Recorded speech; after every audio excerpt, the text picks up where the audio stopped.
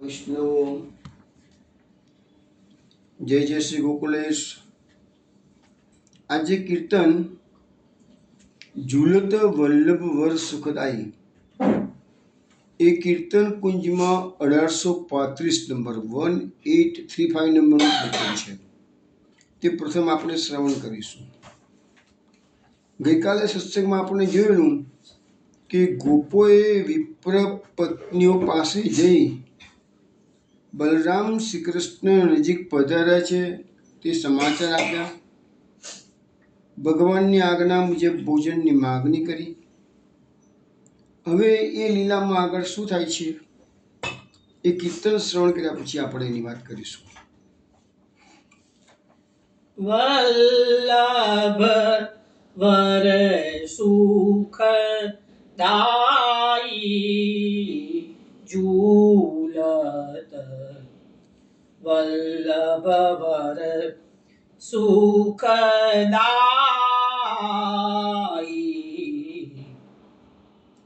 વલ્લભ વર સુખદાયી ઝૂલત વલ્લભ વર સુખદાયી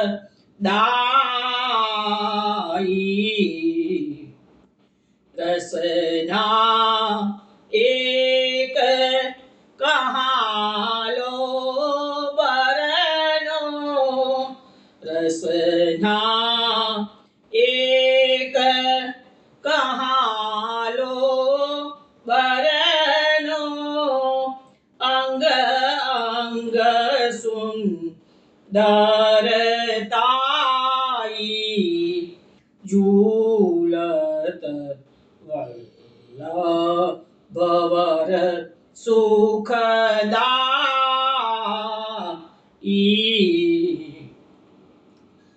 બ્રજ જન નયન ચકોર ચંદ્રમુખ પીવત રૂપ સુધાઈ જોટા દેત ભક્ત બળ ભાગી જોટા દેત ભક્ત બળ ભાગી વૃંદાવન બલી જાઈ ઝૂલત વલ્લભ વર સુખદાયી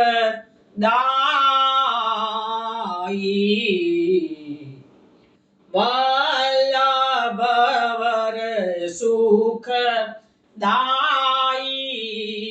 ઝૂલત વલ્લભ વર સુખદાયી।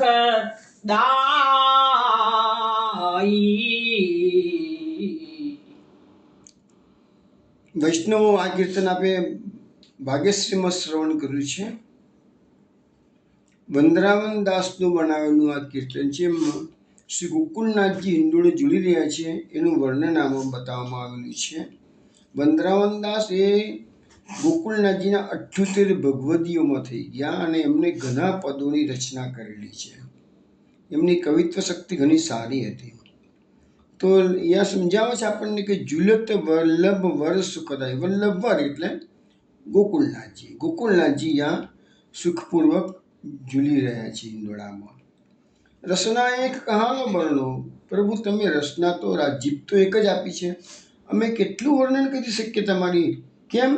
અંગ અંગ સુંદરતાઈ, અંગે અંગમાંથી સૌંદર્ય નીતરી રહ્યું છે। ગોકુલનાથજીનું સ્વરૂપ તો એવું છે, વર્ણન આવે છે એવું કે યશનું પણ સ્વરૂપ છે અને એ રસનું પણ સ્વરૂપ છે।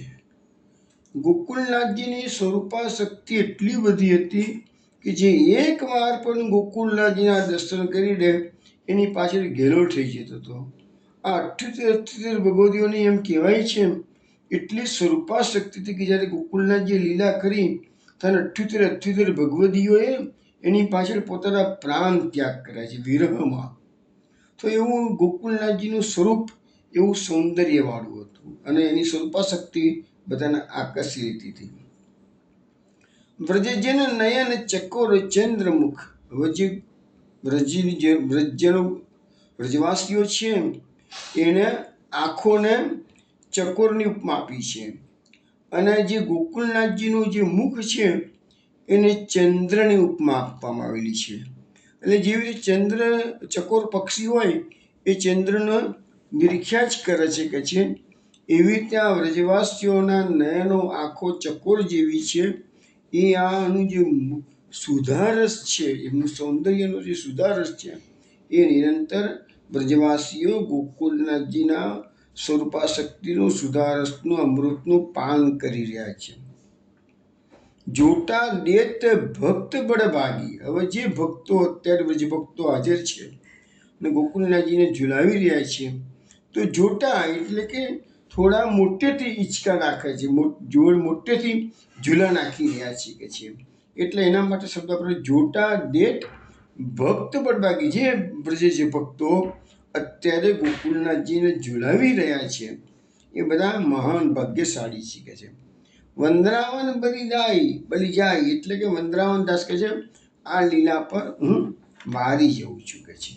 તો આવું એક આપણે વચમાં એક વખત ગુસાઈજીને પણ હિંડોળી ઝુલાવવાનું પદ કર્યું હતું. આજે આપણે ગોકુળનાથજીને હિંડોળી ઝુલાવવાનું પદ કર્યું છે.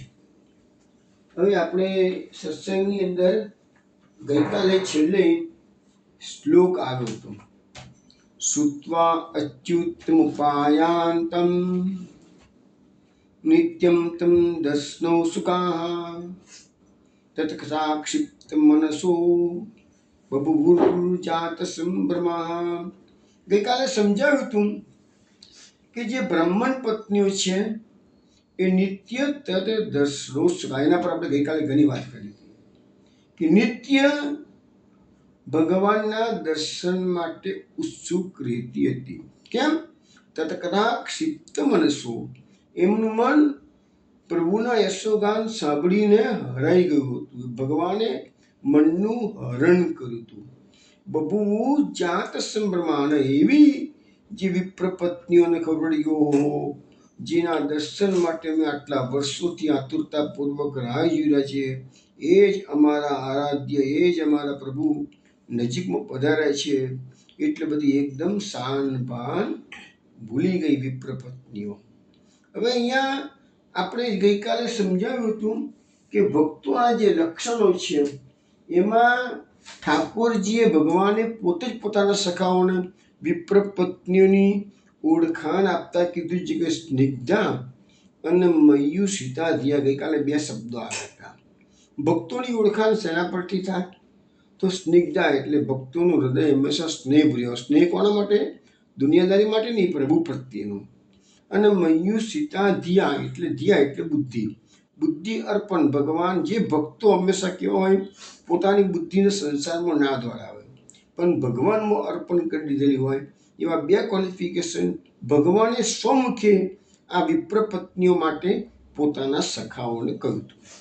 હવે અહીંયા બીજી વિશેષમાં વાત કરતા કે જે ભક્તોની બીજી કઈ ક્વોલિટીઝ હોય, તો નિત્ય તદ દર્શનો સુખાઃ. ભગવાનના ભક્તો હંમેશા ભગવાનના દર્શનો કરવા માટે ઉત્સુક રહેતા હોય. પછી તત્કથા ક્ષિપ્ત મનસો. અને ભગવાનની કથા સાંભળી અને એમનું મન કૃષ્ણમય બની ગયેલું હોવું જોઈએ. તો આ બીજી બે વસ્તુ આપણને ભક્તોની વાત બતાવવામાં આવે. એટલે ભક્તોને ભગવાનનું આકર્ષણ આવું બધું હોય એમ છે. હવે આ નિત્ય તદર્શનો સુખાના સપોર્ટમાં મેં તમને ગઈકાલે નારદજીની વાત કરી હતી કે બે મહાત્માઓને ભગવાનને પૂછાવડાવે છે. એમાં એક તો નાસીપાસ થઈએ છે અને બીજા આનંદમાં અતિરેકમાં આવે છે. જે હજારો વર્ષો પછી દર્શન થવાના હતા એ ભક્તને તુરંત દર્શન આપે છે પ્રભુ. એવી વાત ગઈકાલે આપણે ઓલરેડી કરી ચૂક્યા છીએ. હવે એક સવાલ આવ્યો કે આ વિપ્ર પત્નીઓ તો મથુરામાં રહેતી હતી અને ભગવાન તો વ્રજમંડળો બધી લીલાઓ કરે છે, તો પછી એમને કઈ કથાઓ સાંભળી અને કેવી રીતે એમનું મન હરાઈ ગયું? સ્વાભાવિક છે, આપણને પ્રશ્ન ઉપસ્થિત થવો જોઈએ છે.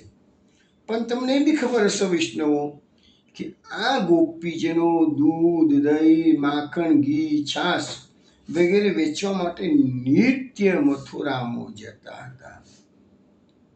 હવે મથુરાવાસીઓને પાસે જઈ અને આ ગોપીજનો, આ વ્રજવાસીઓ દૂધ, દહીં, માખણ, એ મથુરાવાસીઓ દૂધ, દહીં, માખણ લેવાના બહાને એ ગોપીજનોને પોતાના ઘરમાં પધરાવતા. માખણ લેવાનું તો બાજુ પર રહી ગયું, ઘી લેવાનું બાજુ પર રહી ગયું, અને પેલી ગોપીજનો તો એમના મનમાં તો કૃષ્ણ રમ્યા જ કરતા હતા. એટલે ગોપીજનો પેલી મથુરાવાસી સ્ત્રીઓની પાસે બેસી અને એ લાલાની લીલાની વાતો કરે છે.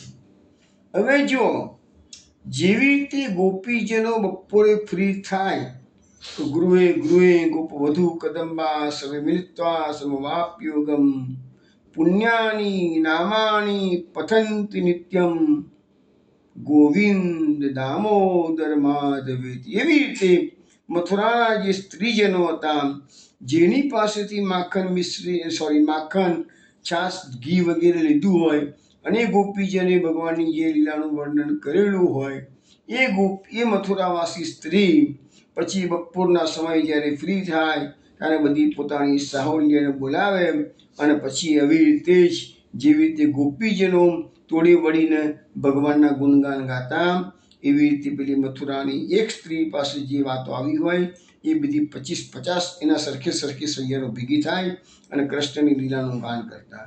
હવે ધીરે ધીરે ધીરે ધીરે ધીરે આ વાત વાયુ વેગે આખા મથુરામાં ફેલાઈ જતી. એટલે મથુરાવાસીઓને પણ કૃષ્ણના પ્રાકટ્યની ખબર હતી, કૃષ્ણની લીલાઓની ખબર હતી, અને એ વાતો ઉડતી ઉડતી ઉડતી કંસની પાસે પણ પહોંચતી હતી.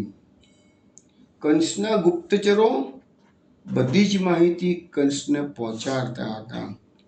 મથુરાવાસીઓને કૃષ્ણનું આકર્ષણ ઘેલું ખૂબ લાગ્યું હતું, પરંતુ કંસના ડરના કારણે મથુરાવાસીઓ એ લાલાના દર્શન કરવા માટે પ્રત્યક્ષ જઈ શકતા નથી. કારણ કે કંસના ગુપ્તચરો જો ખબર આપી દે કે ફલાણો નગરજન ત્યાં ગયો હતો કૃષ્ણને જોવા માટે, તો એની આઈ બન્યું, એને કેદખાનામાં નાખી દે. કે કંસ તો અત્યાચારી હતો ને એ જમાનામાં. તો હવે એ મથુરાની અંદર 3 પ્રકારના લોકો રહેતા હતા. એક તો આ વિપ્રપત્નીઓ જેવા સ્નિગ્ધ હૃદયવાળા, કે જે લોકો, જે સ્ત્રીઓ નિત્ય કૃષ્ણના લીલાઓની વાત, કારણ કે નિત્ય માખણ વેચવા તો આ લોકો ગોપીજનો રોજ જતા હતા. આજે કંઈ બધી ગોપીજનો રોજ જતા હોય ના હોય, પણ આજે આ ગોપીજનો ગયા તો બીજે દિવસ બીજા ગોપીજનો, જેમ જેમ માખણ ભેગું થતું જાય વધારાનું, એમ એ લોકો મથુરા જઈને વેચી આવતા હતા. મથુરા મોટું સિટી હતું એ જમાનામાં, તો એ લોકો બધા વેચી આવે. એટલે જે ગોપીજન ગયા હોય એ, અને કૃષ્ણની લીલા તો વ્રજમાં નિત્ય થતી હતી, એટલે નિત્ય બધી વાતો મથુરાવાસીઓને જાણવા તો મળતી હતી જ. એક આજે આ સોસાયટીમાં કે આ ગલીમાં જઈને વાત કરી તો બીજી દિવસે બીજી સોસાયટીમાં જઈને, ત્રીજે દિવસે ત્રીજી ગલીમાં જઈને વાત કરી હોય, એવી રીતે પણ એ વાતો બધી ધીરે ધીરે ફેલાઈ જ જાય. એટલે એવી રીતે જે સ્ત્રીજનોનું સ્નિગ્ધ હૃદય હતું એ બધાને કૃષ્ણના દર્શનની લાલસા જાગૃત થઈ ચૂકી હતી કે કૃષ્ણ અમને ક્યારે દર્શન આપશે, પ્રભુ અમને ક્યારે આવે. તડપણ સરસું તાપ માર્ગ પુષ્ટિ માર્ગ તાપ કલેશનો માર્ગ છે. આ મથુરાવાસીઓની તડપણને ભગવાન જાણી ગયા. એટલે ભગવાને આ યજ્ઞનું નિમિત્ત કર્યું. વિપ્ર પત્નીઓનો તાપ અતિશય જ્યારે વધી ગયો હતો ત્યારે ભગવાને આ વિપ્રોને યજ્ઞ કરવા માટેની પ્રેરણા ભગવાને આપી છે. અને એ વિપ્રોને ખબર નથી કે ભાઈ તમે જ્યારે જઈ રહ્યા છો તો એ તો પ્રભુને વિપ્ર પત્નીઓ પર કૃપા કરવાની છે, માટે આ વસ્તુ થઈ છે. નહીં તો કેમ પહેલાં યજ્ઞ ના કર્યો, કેમ એને પછી યજ્ઞ ના કર્યો, ને આજે આ સમય જ યજ્ઞ કર્યો. જ્યારે સમય થઈ ગયો હતો, વિપ્ર પત્નીઓનો તાપ અતિશય વધી ગયો હતો, તો એક તો વિપ્ર પત્નીઓ જેવી જે સ્ત્રીઓ હતી કે જેના હૃદયમાં અગાધ ઠક્કરજી માટેનો પ્રેમ હતો. એક બીજું જે વિપ્રો હતા, બીજી ક્વોલિટીઝમાં કોણ આવે છે? વિપ્રો. જે વિપ્રો જેવા અસંખ્ય બ્રાહ્મણો, આ યજ્ઞ કરનારા વિપ્રો જેવા અસંખ્ય બ્રાહ્મણો મથુરામાં હતા, એ લોકોના હૃદય બી સ્નિગ્ધ હતા, ભક્તિભાવ હતો એના તેમની, પણ એ ભક્તિભાવની ઉપર એમનું વૈદિક જ્ઞાનનું પડ ભાજી ગયું હતું. એટલે કૃષ્ણની કથા કાનમાંથી હૃદયમાં પ્રવેશ તો કરતી, પરંતુ એ કથાની અસરો એમના હૃદયને વિશેષ થતી નહીં, કારણ કે ઉપર જ્ઞાનનું પડ, એ જ્ઞાનનું પડ જો નીકળી જાય તો ભક્તિનો રસ અંદરથી પ્રવાહિત થઈ જાય. ગોપીજીનો રસ કેવો હતો? સોરી, વિપ્રપત્નીઓને કેવું હતું? એના કાન દ્વારા, શ્રવણ દ્વારા એ કથા એમના હૃદયમાં પ્રવેશ કરતી, કારણ કે એમના હૃદય સ્નિગ્ધ હતી. એમના હૃદયમાં કોઈ જ્ઞાનનું પડ બાજીનું હતું નહીં. હવે ત્રીજી કેટેગરીમાં કંસ જેવા અસુરી લોકો આવ્યા છે. એ લોકોના હૃદય કેવા હતા? પથ્થર જેવા હતા. પથ્થર પર તમે ગમે તેટલું પાણી રેડો તો પથ્થર કોઈ દિવસ પલળે? પથ્થર કોઈ સ્નિગ્ધ થાય? ના થાય. તો એવી રીતે એવા આસુરી લોકો રોજ કૃષ્ણની વાતો સાંભળે, જેવી રીતે વિપ્રપત્નીઓ સાંભળે છે, એવી રીતે બ્રાહ્મણો સાંભળે છે, એવી રીતે બીજા નગરજનો સાંભળે છે, એવી રીતે અસુરી લોકો પણ સાંભળે છે. પણ એ આસુરી લોકોને ક્યારેય બી આવી અસરો થઈ નથી. કેમ? કારણ કે એમના હૃદય પથ્થર જેવા હતા. એમાં નહોતું વૈદિક જ્ઞાનનું બી પડ બાજેલું હતું, કે નથી કોઈ જાતની, એને ટોટલી એના પર સાદી મહાપ્રભુજીની ભાષામાં વાત કરી તો બધા પ્રવાહી જીવો હતા. આસુરી ભાવ એટલે પ્રવાહી જીવો હતા. તો એટલે એમને કથા સાંભળવા છતાં પણ અસર થતી નથી. હવે એક વસ્તુ સમજો, આનાથી સમજવાનું છે કે કથાની અસર તમને કેટલી થાય છે, એનાથી તમારી કેટેગરી નક્કી કરી દેવાની. તમે વિપ્રપત્નીઓની કેટેગરીમાં આવો છો, કે પેલા બ્રાહ્મણોની કેટેગરીમાં આવો છો, કે કંસ જેવા આસુરી લોકોની કેટેગરીમાં આવો છો, એ દરેક જેને પોતપોતાની રીતે નક્કી કરી લે. હવે આ ભગવાનની કથાની અસરો તો શ્રીમદ ભાગવતમાં તો અનેક શ્લોકો છે કે ભગવાનની કથાની અસર કરી. એમાં એક શ્લોક તમને આજે હું સમજાવું છું. યદૃં ચરિત લીલા કર્ણ પિયુષ વિપ્રુત સકૃદધર વિદુત દ્વંદ ધર્મા વિનસ્તા સપદિગ્રહ કુટુંબમ દિનમુસ્યુજ દીના ભવય વ્યંગા ભિક્ષુચર્યા ચરંતી. આ ભ્રમર ગીતનો શ્લોક છે. આમાં ભગવાનની કથાની જે અસરો થાય છે ને, એના તો અનેક શ્લોકો છે. એક જ શ્લોક અત્યારે તમને શ્રવણ કરાવું છું. પણ એમાં એવું કે છે આ ગોપીજનો પેલા ભમરાને, યદનું ચરિત લીલા કર્ણ પિયુષ વિપૃત. અરે એ કૃષ્ણની કથામૃતનું એક ટીપું પણ જો કાનમાં પ્રવેશીને હૃદય સુધી પહોંચી ગયું, કારણ કે મોટા ભાગના લોકો શું કથા તો સાંભળે છે, એક કાને સાંભળી બીજા કાને સાંભળી કાઢી નાખે છે, અથવા તો હૃદય પથ્થર જેવા હોય એટલે એ કથાનું ટીપું હૃદયમાં જાય તો પથ્થર જેવા પર પથ્થર પર ટીપાની અસર થતી નથી, એટલે એ લોકોને અસર. પણ આ કહે છે કે જો એ હૃદયમાં એ કાનના દ્વારા એ કર્ણામૃતનું કથામૃતનું એક ટીપું પણ ગયું તો શું કે છે? સકૃદધન વિદુત દ્વંદ ધર્મા વિનસ્તા. એ વ્યક્તિના બધા દ્વંદો, સુખ દુઃખ, રાગ દ્વેષ, ઈર્ષ્યા, અભિમાન બધું જ દૂર કરી નાખે. તાકડીને સકૃત એટલે ધડાક દઈને ઇમિજિએટલી. સપદિગ્રહ કુટુંબમ દિન મુસ્સુજિદા. અને એ વ્યક્તિ, એ ભક્ત કેવો થઈ જાય છે? દીનતા વાળો થઈ જાય છે. સપદી તરત જ, ગ્રહ કુટુંબમ ઘર કુટુંબ એનો ત્યાગ કરી દે છે. ભગવાનના ભક્તો એટલે ભગવાનની પ્રાપ્તિ માટે ઘણી વખત એ સ્થિતિ આવી જાય છે. પ્લાનિંગ કરવાની જરૂર નથી પડતી. હું નીકળું છું હવે ઘર છોડીને તો બિલ બને જોયું નહીં, કશું કેવા નીકળ્યું, ઊભા જ નથી રહેતા, જતા જ રહે છે. ભવય વ્યંગા ભિક્ષુચર્યા ચરંતી. અને એમાંના ઘણા ખરા તો પેલા પક્ષીઓની માફક ભિક્ષા માગીને પોતાનો પક્ષીઓ કેવું ચૂન આ જગ્યાથી દાનો લે, આ જગ્યાથી દાનો લે, આ જગ્યાએ દાનો લે, એવી રીતે પેલું જે ભગવાનની ભક્તિ કરનારો હોય, ભગવાનની કથાની અસરો કેવી થાય છે? તો ઘર બાર છોડી દે છે, બિચારો બની જાય છે, દિન જેવો બની જાય છે, અને પક્ષીઓની માફક ચૂન કરીને ભિક્ષા માગીને નિર્વાહ કરે છે. તો ભગવાનની કથાની તાકાત જુઓ, અને પછી એ પાછા પોતાના ઘરે ક્યારેય આવતો નથી. આજે વિપ્ર પત્નીના કેસમાં આપણે આવશે જ, આગળ સમજાવીશું આ થિયરી કે ભગવાન કહેશે તમે જાઓ પાછા, પણ એ તો જવા તૈયાર હતા નહીં, પણ છતાં ભગવાનની વ્યામોહ આવશે કે ભગવાનની મોહિકા લીલા છે, વ્યામોહ લીલા છે એટલે જાય છે. એ બધી આપણે કમ્પેરિઝન કરીશું બધાની, અત્યારે તો આપણે એ શ્લોક આવશે ના જોઈશું. એટલે કહેવાનો મતલબ એવો છે કે આ ગોપી, આ વિપ્ર પત્નીઓ છે એ નિત્ય ઠાકોરજીના દર્શન માટે ઉત્સુક હતી, અને કથાક્ષિપ્ત મનસો એટલે એમનું કથામાં એમનું મન ટોટલી લાગી ગયેલું હતું કૃષ્ણની કથામાં, કે અમને દર્શન ક્યારે થશે, એટલે એવી તાલાવેલી આપણને લાગવી જોઈશે.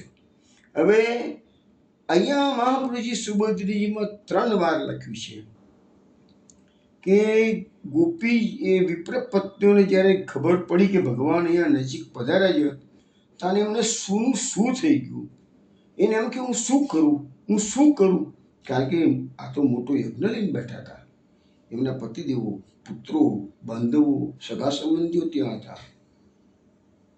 કંસનો ડર તો પાછો હતો જ, અને વિચારમાં પડી ગયા. જેના આટલા વર્ષોથી આરાધ્યા છે એ કૃષ્ણ બલરામ નજીક પધાર્યા છે, જવું કેવી રીતે, તો શું કરવું ને શું ના કરવું, જાત સંભ્રમા શબ્દ વાપર્યો છે. મહાપ્રભુજી કહે છે ગમચુઈ ગયા, કેવી રીતે જવું. હવે એટલામાં તો ગોવાળિયાઓ ગીરું ભોજન સામગ્રી પણ મંગાવી છે, એટલે પાછા ફેરથી સંભ્રમમાં પડી ગયા. શું લઈ જવું, શું ના લઈ જવું, કેટલી સામગ્રી લઈ જવી, કેવી રીતે લઈ જવી, ભગવાનને શું ભાવશે, શું નહીં ભાવે. પાછી બીજી વખત જાત સંભ્રમા, એ ગભરાઈ ગયા પાછા શું કરવું. ત્રીજી વખત પાછા મહાપ્રભુજી લખે છે કે બ્રાહ્મણ પત્નીઓ ભાન ભૂલી ગઈ, અનિશ્ચિતતા પ્રવર્તે છે. કેમ? આ બધાને છોડીને જવાનું છે, કેટલું અઘરું. પાછું સામગ્રી ભગવાનને કેવી ભાવશે એ બી ખબર નથી, એ પણ અઘરું. પણ ત્યાં ગયા પછી કૃષ્ણ અમારી પાસે કેવું વર્તન કરશે એ બી ખબર નથી. એટલે જાત સંભ્રમા શબ્દ પર તો મહાપ્રભુજીએ ઘણી લોબી આ સુભદ્રીજી લખી છે. મેં તો તમને ટૂંકામાં કહી દીધું કે 3 વખત એ લોકો ગુંજવાઈ ગયા છે શું કરવું. આ તો શું છે, પેલા જેવું છે, આપણે જેનું વર્ષોથી જેનું નામ સાંભળ્યું હોય, આ વ્યક્તિ આપણા મનમાં એ વસી ગયેલી હોય વ્યક્તિ, અને એ વ્યક્તિ જ્યારે સામે ચાલીને આવી ઊભી રહે ત્યારે આપણા મનની હાલત કેવી થઈ જાય. આપણે એકદમ અટવાઈ જઈએ કે એ વ્યક્તિ આવી રહી છે મારા ત્યાં, તો હું શું સ્વાગત હું કરું, હું કેવી રીતે એનું સન્માન કરું. એ પોઝિશન આજે વિપ્ર પત્નીઓને થઈ ગઈ છે. આટલા વર્ષોથી જેની વાતો સાંભળી હતી એ આજે અનાયાસે એ પ્રભુ નજીકમાં જ પધારે. એમને ખબર નથી યજ્ઞ કરવા આવ્યા હતા ને કે પ્રભુ નજીકમાં જ આવી જવાના છે, પણ પ્રભુને તો બધું ગોઠવવું જ હોય કૃપા કરવા માટે. ચલો હવે જોઈએ. હવે આગળના શ્લોકમાં શું કહે છે, ચતુર્વિધમ બહુગુણમ અન્નમાદાય વાજને અભિશસ્ત્રુ પ્રિયમ સર્વામ સમુદ્રમિવ નિમ્નગામ નિષિદ્ધમાના પતિભિ માતૃભિ બધુભિ સુતે ભગવતી ઉત્તમ લોકે દીર્ઘ શ્રુત ધૃતાશયા. 2 શ્લોકો બોલ્યો હું. એનો અર્થ કેવો થાય છે કે ઉત્તમ શ્લોક ભગવાનના યશોગાનનું શ્રવણ આ બ્રાહ્મણ પત્નીઓએ ઘણા સમયથી કર્યું હતું, એટલે એમનું ચિત્ત ભગવાનમાં લાગી ગયું. જો વસ્તુ ફેરથી વ્યાસ મહર્ષિ એવો શ્લોક મૂકે છે, જો આપણને ઓલરેડી પેલા વાત આવી ગઈ છે કે એમને એમની વાતો બહુ સાંભળી હતી. પાછા ફેરથી વ્યાસ હજુ 3-4 વખત વ્યાસ મહર્ષિ આને 3-4 વખત હાઇલાઇટ કરે છે કે વિપ્ર પત્નીઓનું મન ક્યાં આવી ગયું હતું. એમને એટલી બધી ગોપીજનો પાસેથી વાતો સાંભળી હતી કૃષ્ણની, એટલે એમના મનમાં એટલી બધી તાલાવેલ લાગી હતી કે કૃષ્ણને અમે ક્યારે મળીશું, કૃષ્ણ ક્યારે દર્શન આપશે.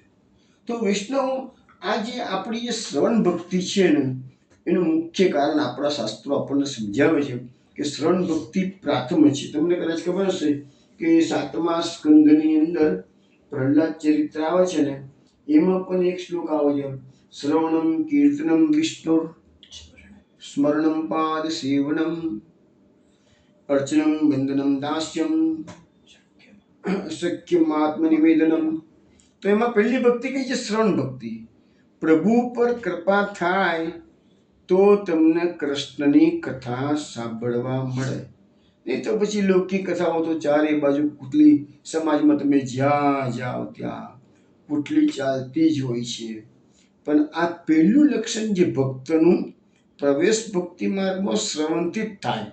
તમે એક વખત કથા શ્રવણ કરશો, જેવી રીતે લૌકિક વ્યક્તિ કોઈના વિશે તમે અતિશય ભલે જોઈ નથી એ વ્યક્તિને, પણ અતિશય તમે એના વિશે વાતો સબળ કરો એટલે એ વ્યક્તિ ઓટોમેટિકલી તમારા મનમાં કે હૃદયમાં વસી જ જવાની છે. અરે આટલી બધી વ્યખાન લોકો કરે છે, એ માણસ કેવો હશે, એ ભાઈ કેવા હશે, એ બેન કેવા હશે, આવી જાતની આપણી મનમાં આતુરતા જાગે. તો આ તો કૃષ્ણ છે. તો આપણને પણ જ્યારે કૃષ્ણની કથાઓ વારંવાર સાંભળવા મળતી હોય અને એ કથાઓનું પાછું મહાપ્રભુજી એનાલિસિસ પૃથક્કરણ સુબોધનીજીમાં વિવિધ પ્રકારે કરીને આપણને સામે આપે, એટલે આપણને પણ એ કૃષ્ણ પ્રત્યેનું આકર્ષણ જાગવું જ જોઈશે. અને નહીં જાગે તો માનજો આસુરી ભાવ વધારે પડતો છે આપણામાં.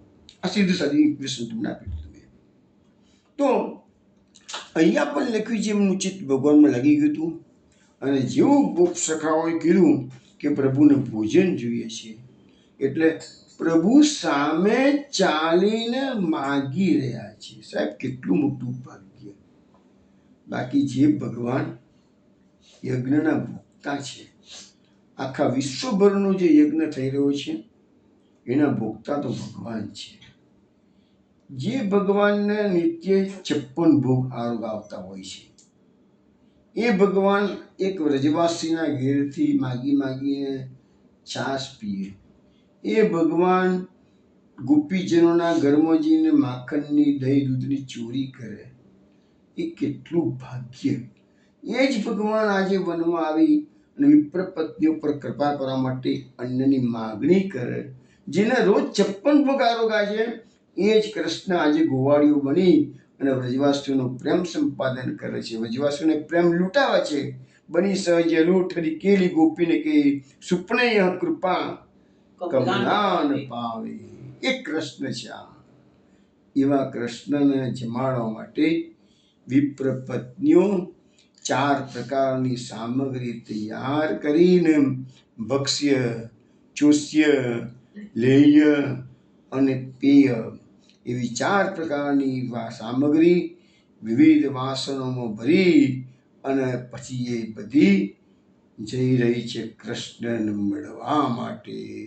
વર્ણન કરતા વ્યાસ મહર્ષિ લખે છે એમના પતિઓ, ભાઈઓ, સંબંધીઓ, પુત્રો ની પરમિશન લેવા રોકાઈ નથી. એટલું જ નહીં, પરંતુ એ બધાએ ભેગા થઈ અને એમને રોકવા માટે પ્રયત્ન કર્યો, પણ આજે કોઈના હાથમાં ના રહી. આ વિપ્ર પત્નીઓમાં એક જાતનો આવેશ આવી ગયો હતો. કૃષ્ણ દર્શન લાલસા. આટલા વર્ષોથી એ કૃષ્ણની વાતો સાંભળતા હતા, આજે એ જ કૃષ્ણના દર્શન થવાના છે. નદીઓ જેમ સમુદ્રને મળવા માટે દોડી જાય અને વચ્ચે ગમે તેટલા ઓબ્સ્ટેકલ આવે એ બધાને પાર કરીને પણ નદી છેલ્લે સમુદ્રને જઈને જ મળે છે. તાને જે શાંત થાય છે. એવી રીતે આ બધી સ્ત્રીઓ વિપ્ર પત્નીઓ પોતાના પ્રિયતમ ભગવાન શ્રી કૃષ્ણ મળવા માટે ચાલી નીકળી છે. પૂછવા જ નથી રહી પતિદેવોને અમે જઈએ કે ના જઈએ, તમારી પરમિશન છે કે નહીં. પૂછીએ તો સવાલ આવે ને કે આજ્ઞા ના માની. પેલા લોકોને જુઓ યજ્ઞ કરતા આ શું કે છે.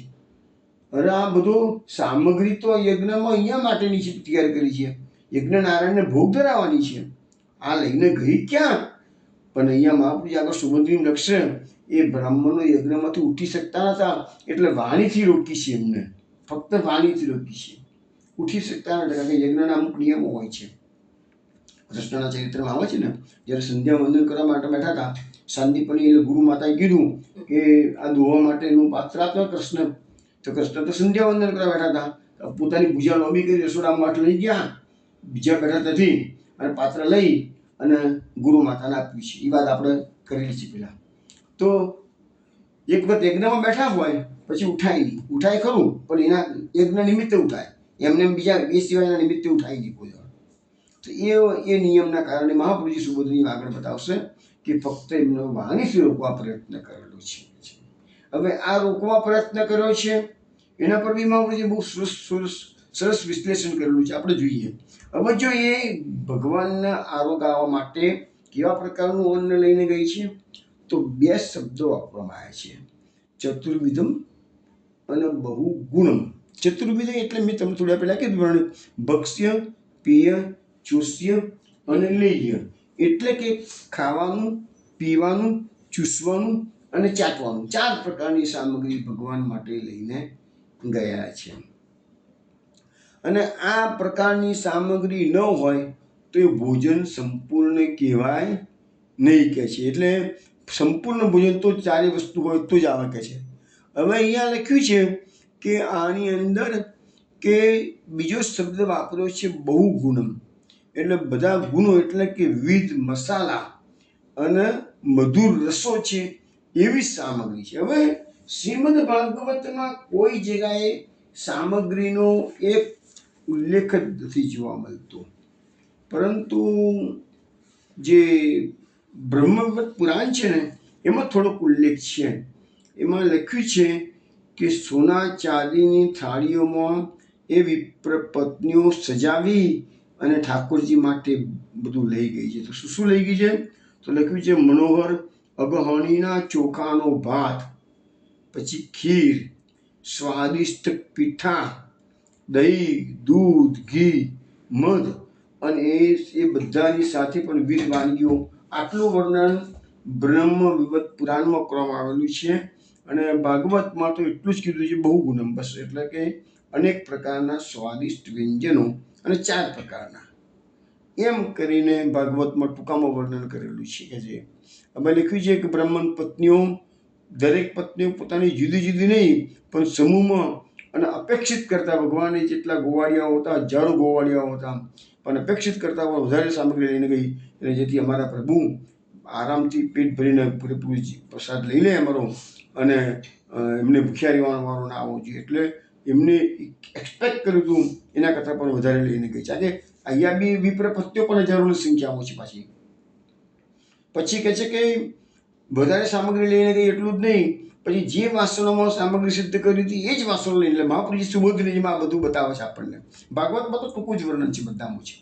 એટલે જે વાસણોમાં સામગ્રી સિદ્ધ કરી હતી એ જ વાસણો લઈને ગયા. કારણ કે એમાં શું છે કે એ બધી થાળીઓ ને બધું લઈને ગયા, એ બધું વર્ણન જે છે ને એ બ્રહ્મવત પુરાણમાં છે. જ્યારે અહીંયા ભાગવતમાં તો કીધું એવા ને એવા જ પત્ર, કે ટાઈમ જ નથી રહ્યો એ લોકોને. જેવું સાંભળ્યું કે પ્રભુ પધાર્યા છે એટલે એમને થયું કે અમે શું કરીએ. એવી ને એવી જ સામગ્રી, એવા જ વસ્તુ લઈને બધા એવા જ પત્રો લઈને નીકળી પડ્યા. પેલા લોકોએ બ્રહ્મવિવત પુરાણમાં લખ્યું છે કે સોના ચાંદીના થાળીઓમાં બધી સજાઈને ગયા છે. અહીંયા તો નથી, એ તો સીધું જ એ જ પાત્રો લઈને નીકળી પડ્યા છે બધા કે છે.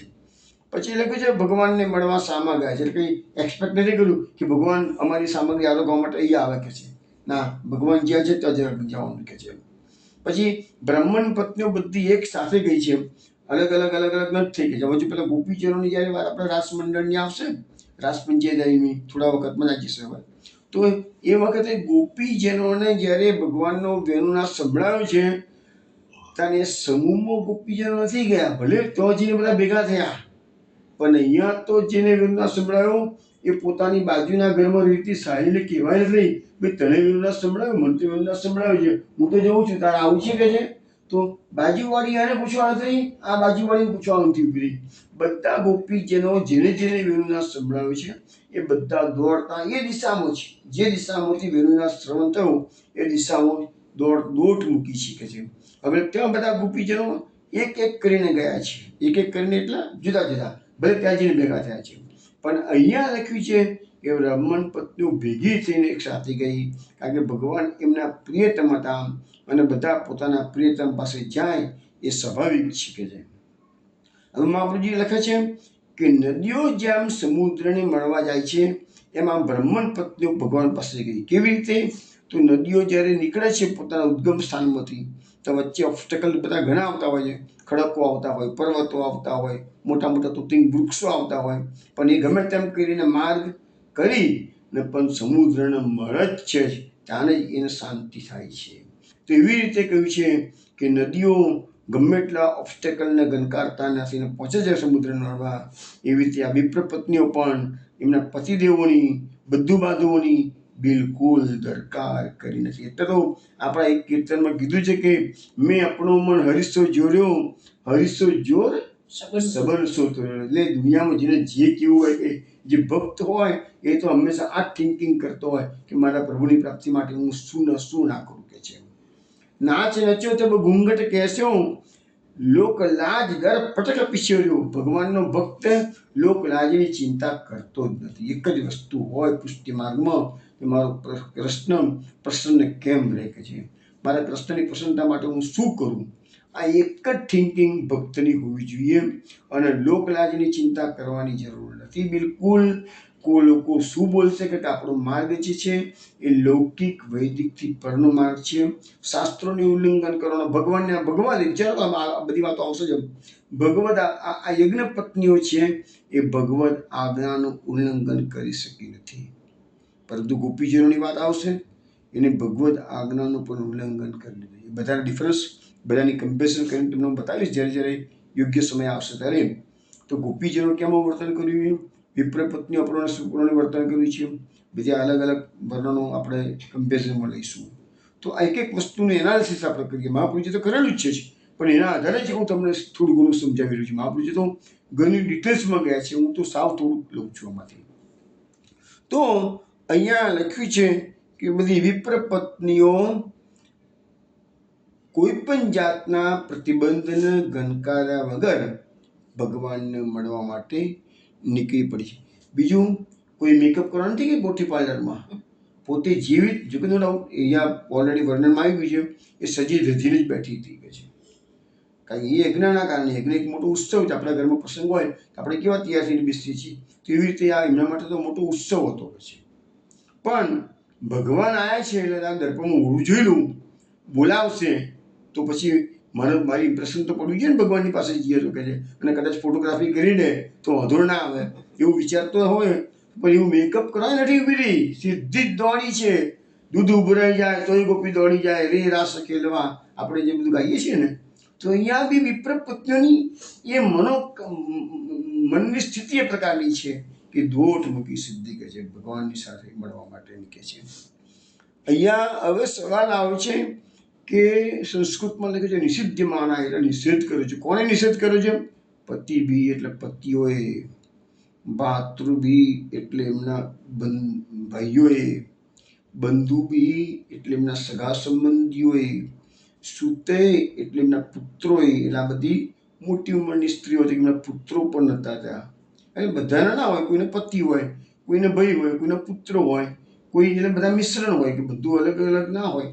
પણ આટલી બધી વિપ્ર પત્નીઓ હતી એટલે એનો અર્થ એવો થયો કે બધી પરણેલી તો હતી જ કમસે કમ.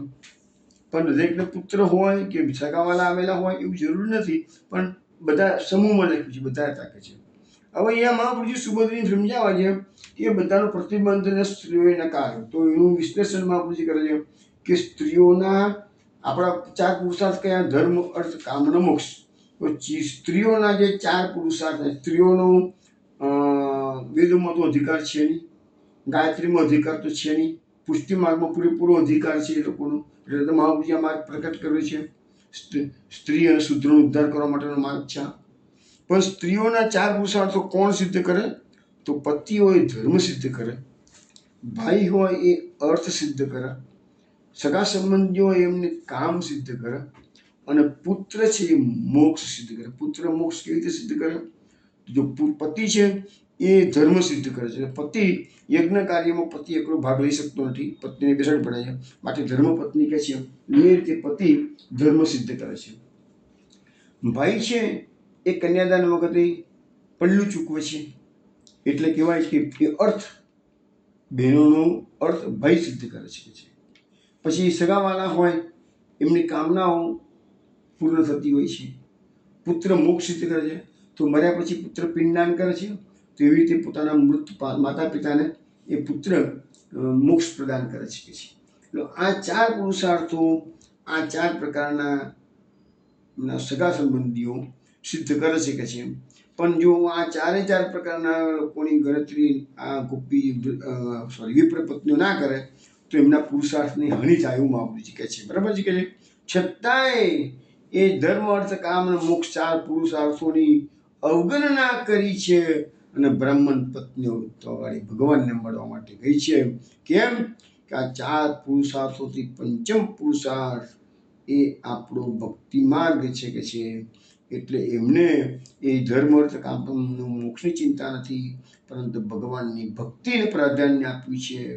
સંસારની ચિંતા નથી, 4 પુરુષાર્થોની ચિંતા નથી, ભક્તિને પ્રાધાન્ય આપ્યું છે. એ પુષ્ટિ માર્ગની એક મહત્વનું અંગ છે. હવે અહીંયા મહાપ્રભુજી વિશેષમાં જણાવે છે, ભલે એમના 4 પુરુષાર્થો સિદ્ધ નથી થયા, પણ એમના 7 પુરુષાર્થો સિદ્ધ થયા છે. કેવી રીતે? ભગવાનના ઐશ્વર્ય વગેરે 6 ધર્મ અને ભગવાન ધર્મી પોતે. એટલે ભગવાન જ્યારે એમને મળે છે ને ત્યારે પેલા 4 પુરુષાર્થો તો બાજુ પર રહી ગયા, તો ભગવાન એમને સામે 7 પુરુષાર્થો સિદ્ધ કરીને આપે છે. અને ભગવાન અહીંયા એ સંસ્કૃતમાં જે શ્લોક છે એમાં ભગવાન માટે ઉત્તમ શ્લોક શબ્દ વપરાયો છે. એ ઉત્તમ શ્લોક શબ્દ ભગવાન માટે જ વપરાય. અને બીજો શ્લોક આવી રીતે આપણા સાહિત્યમાં વપરાય છે, એ પુણ્ય શ્લોક છે. એ પુણ્ય શ્લોક શબ્દ આપણે જે યુધિષ્ઠિર છે, નર રાજા છે, એવા મહાપુરુષો છે, એના માટે પુણ્ય શ્લોક શબ્દ વપરાય. યુધિષ્ઠિર કે નર રાજા જેવાના માટે ઉત્તમ શ્લોક શબ્દ ન વપરાય. ઉત્તમ શ્લોક તો કૃષ્ણ માટે જ વપરાતો હોય છે. એ ઉત્તમ શ્લોક શબ્દોનો અહીંયા પ્રયોગ કરવામાં આવેલો છે. હવે લખ્યું છે કે સર્વ પુરુષાર્થો સિદ્ધ થઈ ગયા. આ વિપ્ર પત્નીઓ ભગવાનને મળવા ગઈ એટલે કે છે, અને એમની બધી જે કામના હતી એ ભગવાને પૂર્ણ કરેલી છે કે છે. એ તે બધી વાતો આગળ આવશે. એમની કઈ કામના હતી? એટલે ભગવત પ્રાપ્તિ જ એમનો પુરુષાર્થ હતો. અને અહીંયા બીજો એક શબ્દ વાપર્યો છે, દીર્ઘ શ્રુત ધૃતાશયા.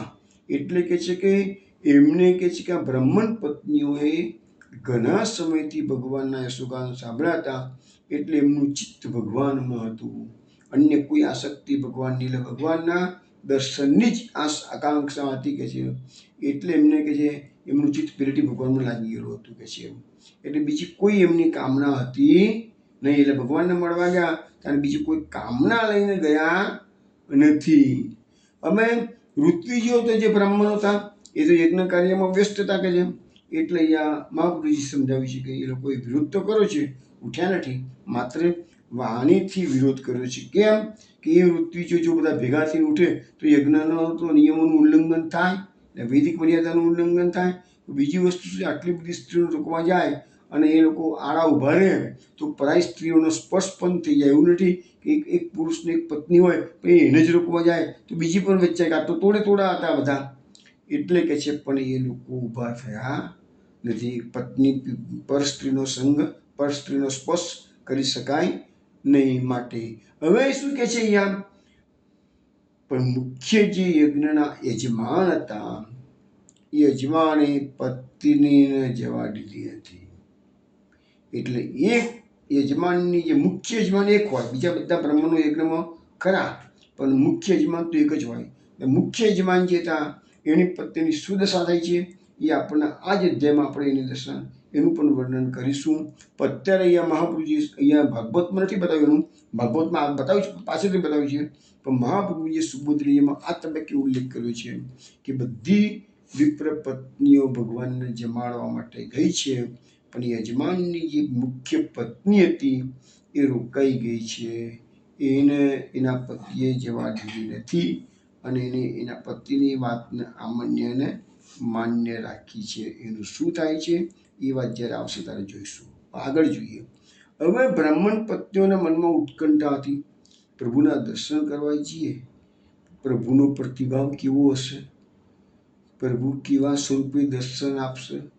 કારણ કે આ ભગવાનનું સ્વરૂપ તો હું તમને ઘણી વખત કહી ચૂક્યો છું કે ભગવાનનું સ્વરૂપ બદલાતું, એનું એ જ કૃષ્ણ, એ જ પિતાંબર, એ જ મુરલી, એ જ કૌસ્તુભમણિ, બધું એનું એ જ મોરપીંછ, બધું એનું એ જ.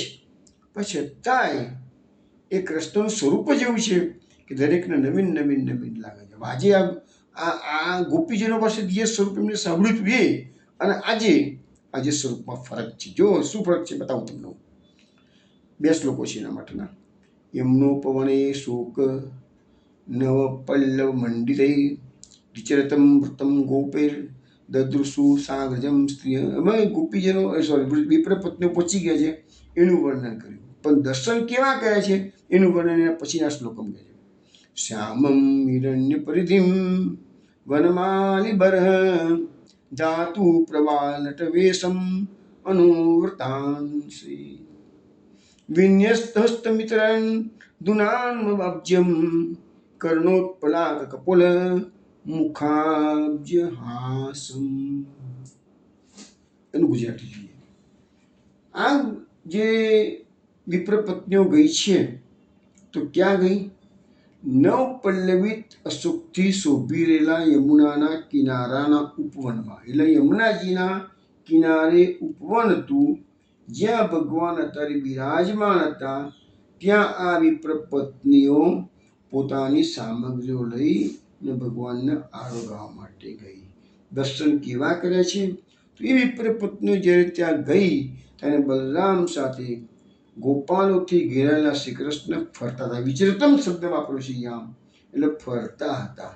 એટલે દૂરથી જ્યારે વિપ્ર પત્ની જોયું તો ભગવાન ફરી રહ્યા છે બલરામજી સાથે ગોપોના સખાઓથી વીંટળાયેલા. પણ જેવા નજીકમાં ગયા ગોપીજનો વિપ્ર પત્નીઓ અને ભગવાને જે દર્શન આપ્યા, દૂરથી ફરતા જોયા હતા પણ નજીકમાં ગયા ત્યારે ભગવાન કેવા દર્શન આપે છે એનું વર્ણન આ બીજા શ્લોકમાં જે બોલ્યો હું એમાં કરું છું, એનું ગુજરાતી કરું. ભગવાનનું હવે જો ભગવાન ફરતા ફરતા અટકી ગયા, કારણ કે કોઈ જોડે વાતચીત કરવી હોય, એમને બોલાયા છે અને આવ્યા છે તો અટકી તો જવું જ પડે ને, પછી ફરતા જે ચાલે નહીં ને કે છે. એટલે ભગવાન અટકી ગયા છે. પણ અટક્યા છે તો કેવો દર્શન આપ્યા છે? ભગવાનનું વર્ણ શ્યામ હતું, સુવર્ણ જેવું પીળું પિતાંબર, એટલે હિરણ્ય પરિધિમ એટલે સુવર્ણ જેવું પીળું પિતાંબર ધારણ કર્યું હતું. વનમાળા ધારણ કરી લેતી, મોરબરી એટલે મોર પીંછ ધારણ કર્યું હતું. ધાતુના ચિત્ર અને નવ પલ્લવોથી ભગવાનનો વેશ નટ જેવો લાગતો હતો. હવે અહીંયા લખ્યું છે નટ વેશમ. આપણા પેલા એક શ્લોકમાં આવે છે નટવર, અને અહીંયા નટ વેશમ, નટના જેવો. પેલા નટવર એટલે નટોમાં પણ શ્રેષ્ઠ, અહીંયા નટવેશ લખ્યું છે. હવે જો ખરું એક હાથ સખાના ખભા ઉપર અને બીજા હાથે કમળને ગોળ ગોળ ફેરવી રહ્યા છે. જો પ્રભુએ કેવી એક્શન મારી છે. પેલા ગોપીઓના કે વિપ્ર પત્નીઓના મનનું હરણ કરવા માટે પ્રભુ દરેક વખતે પોતાની અલગ અલગ લીલાઓના દર્શન કરાવે છે.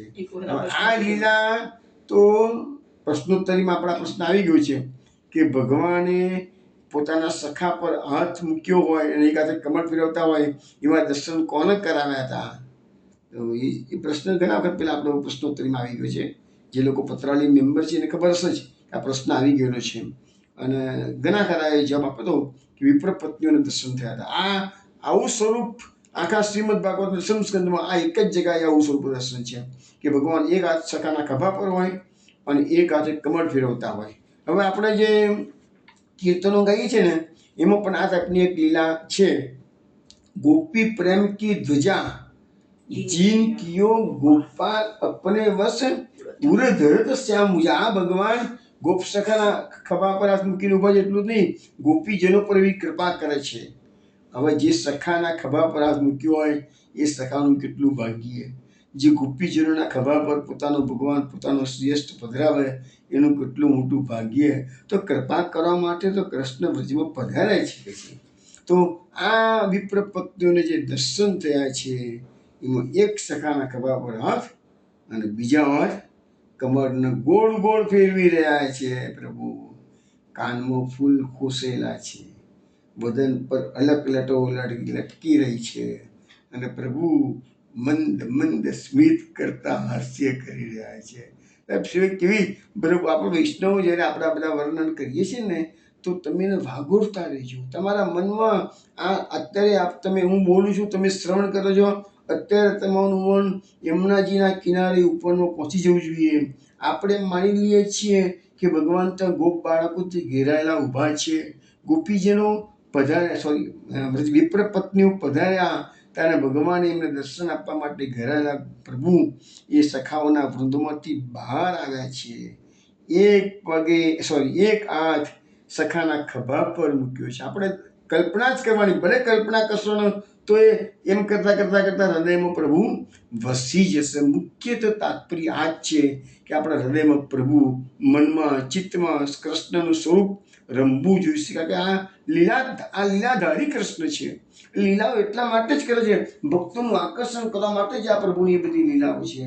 તો આપણે તો બધા પેલા ભક્તો છીએ, આપણે એવી લીલાઓને સતત વાગોળતા રહીશું ને તો ધીરે ધીરે આપણા ઘરમાં સારા સારા ફોટા મૂકવાની જરૂર છે ને. એનું કારણ પણ આ છે કે સારા ફોટાઓ હોય. હવે એક ચિત્ર તમે તમારા ઘરમાં મૂક્યું હોય ભગવાનનું કોઈ સુંદર, તો એ ચિત્ર તમે ઉઠતા બેસતા જાગતા ઘરમાંથી આવતા જતા બહાર જતા એના પર નજર કર્યા કરો તો એ સ્વરૂપ તમારા મનની અંદર વસી જશે. એવી રીતે જે લીલાનું ગાન થતું હોય એ સ્વરૂપ તમારા મનમાં વસવું જોઈશે. અને પ્રભુનું એક સ્વરૂપ વધ્યું ને એટલે ઓટોમેટિકલી તમારા સંસારનું કશું કોઈ વસ્તુ તમારા મનમાં ઘૂસશે નહીં. આ એક સીધી સાદી ઇક્વેશન છે કે સંસારને ભૂલવો અને પ્રભુને નિત્ય યાદ કરવા માટે આ જ કારણ, આ બહુ સરસ રસ્તો બતાવે છે. તો એવા પ્રભુ મંદ મંદ સ્મિત કરતા રહ્યા છે.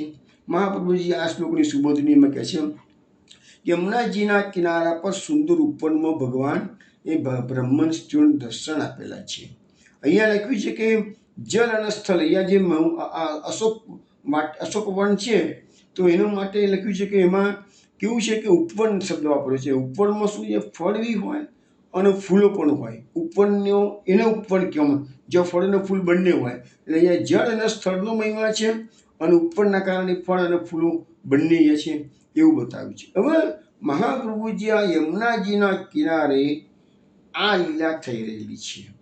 તો મહાપ્રભુજીએ એમની સુબોધનીજીમાં આનું અર્થઘટન જુદી જ રીતે કરેલું છે. જોઈએ આપણે શું કહે છે. તો યમુનાજીનો જે ગુણ છે એ તનુ નવત્વ મેતાવતા સેવોપયોગી નવીન દેહનું દાન કરવાનો યમુનાજીનો ગુણધર્મ છે. ભક્તિ માર્ગના સર્વ પ્રતિબંધો દૂર કરનારા શ્રી યમુનાજી. શ્રી યમુનાજીનું મહાત્મ્ય આપણે યમુનાષ્ટકનો બધા પાઠ કરીએ છીએ. આમનો શ્રાવણ સુધીથી જ રવિવારે જ યમુનાષ્ટકનો પ્રાકટ્ય દિવસ ગયો. તો એ દિવસે યમુનાષ્ટકનું પ્રાકટ્ય થયું હતું ગોકુળમાં. ઠકરાણી તીજ કહેવાય છે એ દિવસે. તો યમુનાષ્ટકમાં આટલા બધા વૈષ્ણવ સંપ્રદાયો છે. એમાં પુષ્ટિ માર્ગ એક એવો સંપ્રદાય છે કે જેમાં યમુનાજીનું વિશેષ મહત્વ છે. કે આપણે એવું માનીએ છીએ કે મહાપ્રભુજી લખે છે કે યમુનાજી ભક્તિ માર્ગના સર્વ પ્રતિબંધો દૂર કરનારા. એટલે ભક્તિ માર્ગમાં જે લોકોને આગળ આવવું હોય એને નિત્ય યમુનાષ્ટકનો પાઠ તો મિનિમમ કરવો જ પડે. કેમ? યમુનાજીની કૃપા હશે તો જ તમારા બધા પ્રતિબંધો દૂર થશે. વ્રજયાત્રા આપણે કરવા જઈએ છીએ 40 દિવસની યાત્રા કરવા માટે. એમાં પણ બધા વલ્લભોના બાળકો અને સર્વ વૈષ્ણવો સૌથી પહેલાં વિશ્રામ ઘાટ યમુનાજીનું પૂજન કરે છે, નિયમો લેવાય છે અને ત્યારે યમુનાજીની આજ્ઞા લઈ અને પછી જ યાત્રામાં પ્રસ્થાન કરે છે. અને છેલ્લે જ્યારે એ યાત્રા પૂરી થાય છે ત્યારે ફરીથી યમુનાજીનું પૂજન થાય છે, ફરીથી યમુનાજીના આજ્ઞાથી નિયમોનું વિસર્જન થાય છે અને આજ્ઞા પરિપૂર્ણ કરે છે. તો યમુનાજીનું એટલું બધું મહત્વ. બ્રહ્મ સંબંધ જબ હો ત્યાં જીવ કો કભી ઇનકી ભુજા વામ ફરકે દોર કર શોર કર જાય પીએ સો કહે અતિ આનંદ મન મેં જોર. કે આપણા ભગવદીઓ ગાઈ ગયા છે ને. તો એ યમુનાજી વિના આગળ વધી શકાય જ નહીં. હવે એ યમુનાજીનું એ મહત્વ સમજાવ્યું છે મહાપ્રભુજીએ કે યમના ભાગરૂપ થવા રૂપી દોષનો પરિહાર કરવાના માટે ભગવાને યમુનાજી ઉત્પન્ન કરી. જોયું? યમ ન જાતું યમ યાતના ભવતી તે પય પાણથી. યમનાષ્ટકમાં જે મહાપ્રભુજી કીધું છે ને એ જ વાત પાછી મહાપ્રભુજી આપણને લખીને બતાવે છે કે સુબોધનીજીમાં યમના ભાગરૂપ દોષ. એટલે આપણે જે યમુનાજીના જો સ્તુતિ કરીશું તો આપણે યમનો ભાગ નહીં બનેલી. એ દોષ છે એ દોષ દૂર કરવા માટે જ પ્રભુએ ભૂતળ પર યમુનાજીને મોકલી. જાઓ મારા ભક્તો ઉદ્ધાર બીજા કોઈ રીતે નહીં થાય, પણ યમુનાજીએ કીધું છે ન જાતું યમ યાતના ભવતી તે પય પાંત. મહાપ્રભુ જેવા શબ્દો કેમ મૂક્યા છે એનું કારણ તમને સુબોધનીજીમાં બતાવવામાં આવ્યું છે. અને યમ એ યમુનાજીનો ભાઈ છે અને લૌકિકમાં પણ ભાઈ બેનની વસ્તુમાં ભાગ માગતો નથી. એટલે યમુનાજીનો જે ભાગ હોય એમાં યમરાજા કે છે ના ના મારું તો જોર નહીં ચાલે કે છે. લૌકિકમાં પણ કે છે બેનની વસ્તુ ભાઈ લેવાની હિંમત નહીં કરે કોઈ. બેનને આપશે ખરો, બેનની પાસેથી કશું માગશે નહીં કે છે. એવું અહીંયા બતાવેલું છે કે અહીંયા એટલે એટલા માટે પ્રભુએ આ લીલા આજે યમુનાજીના ઉપવનમાં કરેલી છે કે છે. કેમ કે એ લીલાની અંદર આ વિપ્ર પત્નીઓ આવી છે. પછી એ વિપ્ર પત્નીઓને ફરીથી સંસારમાં ભૂલી જાય, પણ યમરાજના સંબંધમાં વિપ્ર પત્નીઓનો આવવાનો વારો નહીં આવે. હવે એ વિપ્ર પત્નીઓ આવી છે, પાછી જશે ભગવાનની આજ્ઞાથી. નથી જવાની ઈચ્છા છતાંય જશે, પણ છતાંય જઈ અને એમના પતિદેવો એમને સુધારી દે છે. એમના પતિદેવો ને બધાને પશ્ચાતાપ થવાનો છે. બધું અંતર આવશે જ ધીરે ધીરે, પણ અહીંયા જે યમુનાજીનો જે પ્રતાપ છે એનું શ્રેય મહાપ્રભુજી શ્રી યમુનાજીને આપી રહ્યા છે. યમુનાજીના ઉપવનમાં થયું છે, માટે એ વિપ્ર પત્નીઓને પાછા જવાનો દોષ લાગતો નથી. એટલે તો આપણે કીધું છે યમોપી ભગિની સુતાન કથમ હંતિનુષ્ટાનપી.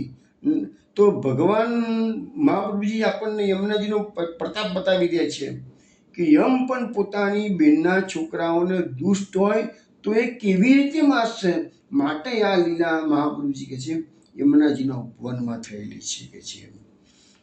પછી કહે છે કે ભગવાનની પાસે ગયેલી બ્રાહ્મણ પત્નીઓની યજ્ઞશાળા અને ઘર બંનેનો ત્યાગ કરવાનો શોખ કેમ ના થયો. હવે જો પોતાનું આટલા વર્ષોથી જે ઘરમાં રહેતા હોય, પછી આટલો મોટો ધાર્મિક ઉત્સવ હોય યજ્ઞશાળાનો, એ બંનેનો ત્યાગ કરી દીધો છે આ વિપ્ર પત્નીઓએ, તો એમને જરાય દુઃખ થયું નથી. કેમ તો જે ભગવાન બિરાજતા હતા એ અશોક વૃક્ષના નવીન પલ્લવોથી શોભિત હતું. એટલે ત્યાં જવાના યજ્ઞમાં કારણે એને અશોકવન હતું, એટલે શોક ના થાય એવું અશોકવન હતું. એટલે એમને યજ્ઞ પત્નીઓએ યજ્ઞશાળા અને ઘર છોડવાનો શોક થયો નથી.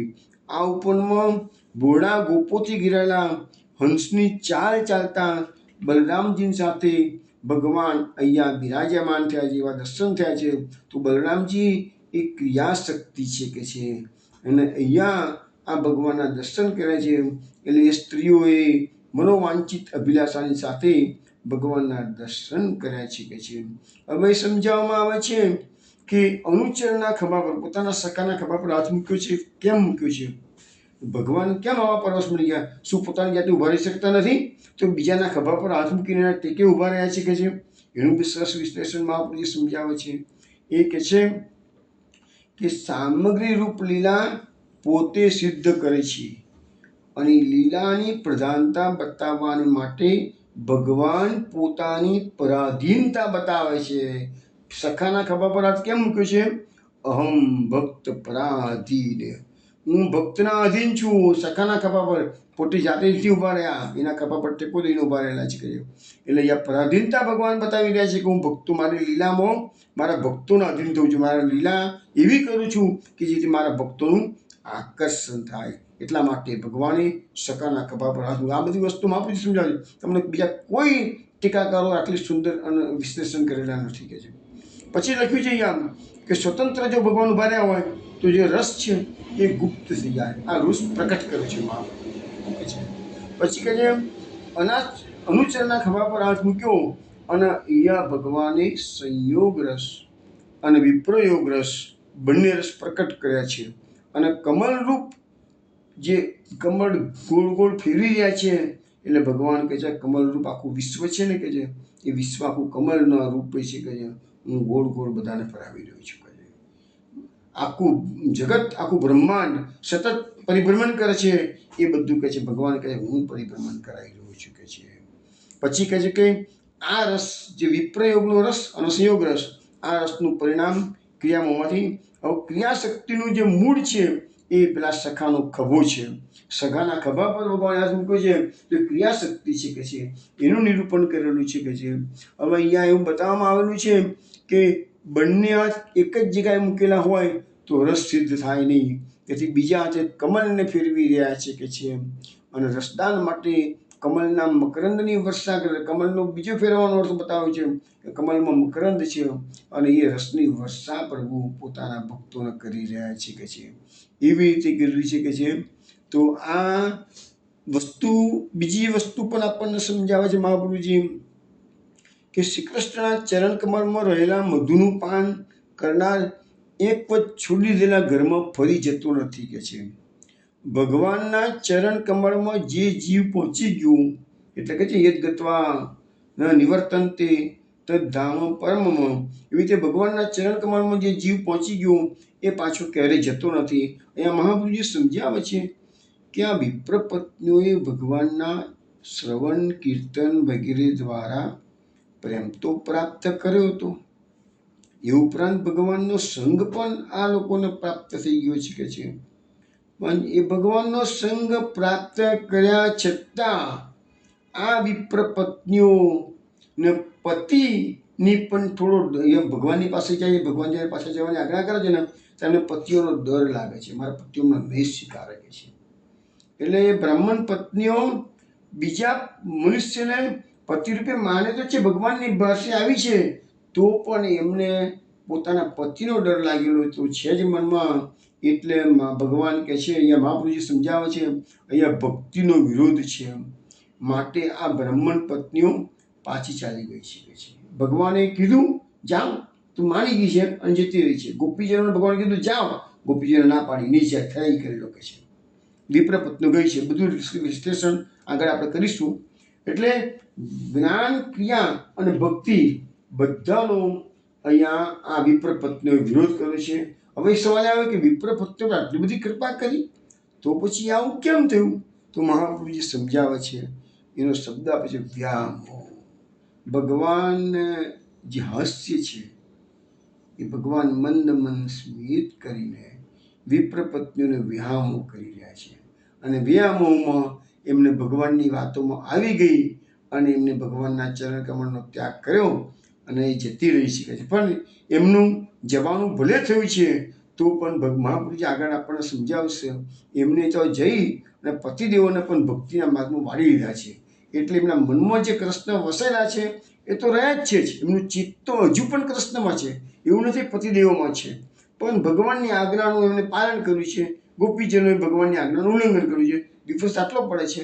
હવે એ બંને આજ્ઞાઓનું ઉલ્લંઘન કરવું અને ફોલો કરવું, એ બંનેમાં શું તફાવત પડે છે એ બધું સુબોધજીના આધારે આપણે હવે આવતીકાલે પાછા મળીશું રાત્રે 8 વાગે, ત્યારે સમજવાનો પ્રયત્ન કરીશું.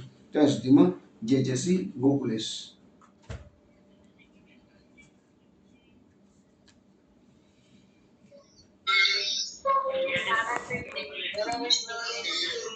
જય જય શ્રી ગોકુલેશ. જય જય શ્રી ગોકુલેશ. જય જય શ્રી ગોકુલેશ. જય જય શ્રી ગોકલેશ પ્રીતિબેન, જય જય શ્રી ગોકલેશ.